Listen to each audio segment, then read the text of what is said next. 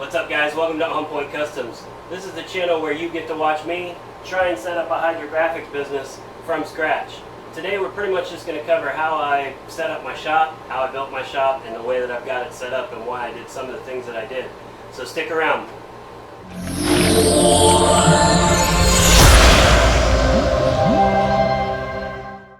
Alright, so what's On Point all about? This is a channel where it's going to be about you, the subscriber. I'm starting a small hydrographics business on the side.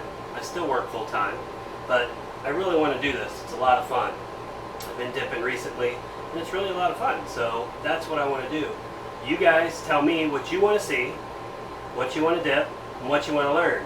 And that way I can make all the mistakes and do it for you, and you don't have to. But it'll also be fun. We can do some crazy stuff. I've got a couple things that are really going to be crazy so far. A buddy of mine who gave me a hubcap off of a fire truck. It is going to be a bear to dip. So that'll probably be coming up in the next couple episodes. I'm going to do some hubcaps here coming up. I've got some jobs that are coming up. I've got a gas tank for a motorcycle. I've got some rims for a motorcycle. We're going to do all that stuff. But tell me what you want to see, and that's what we're going to do. So let's take a look around the shop. This is the outside front of my shop. As you can see, I still got some work to do. There's some trim to do, some painting to do still, but overall it's pretty much weather tight. Almost ready for the winter, but I got to make sure I seal it up a little more. A little more work to do underneath there, right underneath the door. Got another walkway to put out. It's going to be about a 4-foot just decking walkway that's going to be on the front. But what I wanted to show you out here was basically one thing that I'm pretty disappointed in was the only way I could figure out how to get some venting in there. The first mistake I made was I didn't plan for any venting. So I had to come up with something on the fly, and this is pretty much the only thing I could come up with. It's pretty airtight, should be okay in the winter. I'm going to insulate a little more around that, but hopefully it turns out okay, but we won't know until the temperature really drops. So let's head on inside.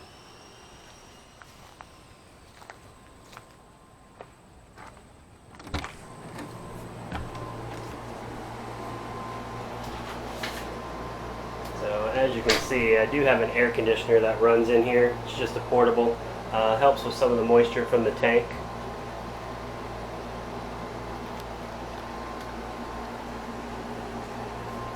Alright, so now let's talk about this workbench. Put this together in a day. I'll list the plans down in the description for you. But this workbench turned out really nice, and it did only take me about 4 hours to put together from start to finish once I had all the material. The top I definitely changed up a little bit. I decided to go with melamine, and there's a reasoning behind that. Number one, it's very white and very clean once you get it cleaned up. It's very easy to clean, and you can make sure that you've got a nice dust-free environment while you're setting up your films, because it's very important that you don't get any debris on your films prior to dipping, because that could cause some pattern problems. So this is the fan I'm talking about. It's about 600, maybe 650 CFM bathroom fan. It's probably not sufficient in any way, shape, or form. But again, it was an afterthought when I was building this shop. I didn't plan for any type of venting. Again, one of the first mistakes I made.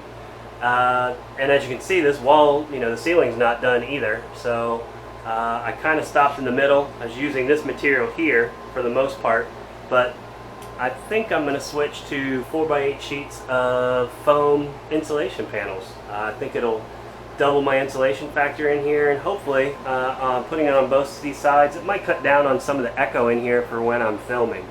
I think it'll make a huge difference.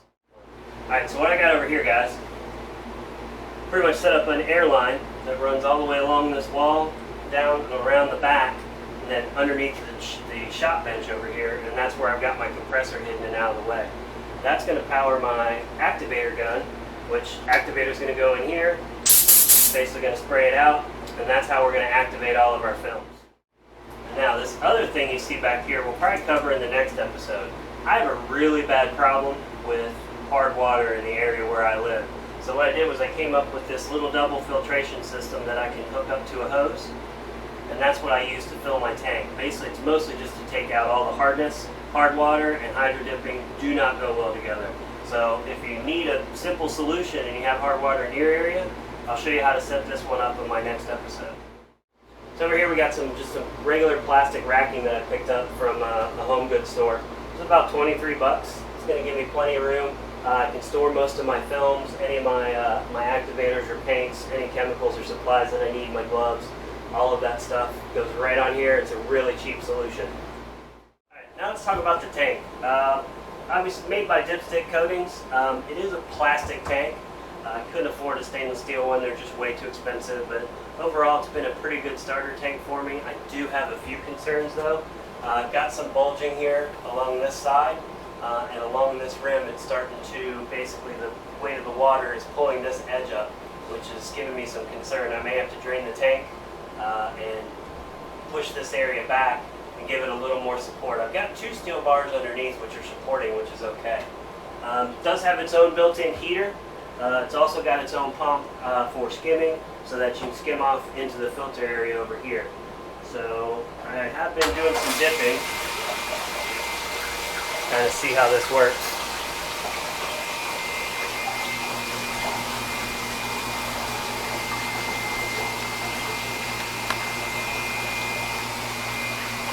So it simply just skims the surface.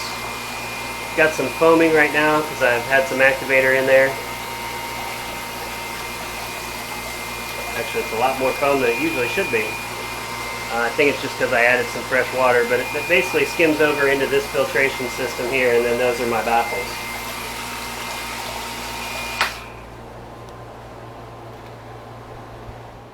Alright, that's pretty much it for the shop. If you have any specific questions that you want to know about, feel free, leave a comment. I'll try and answer as many as I can. Make sure you subscribe so that you know when my next videos are coming up, and make sure you hit that like button. Thanks for joining me.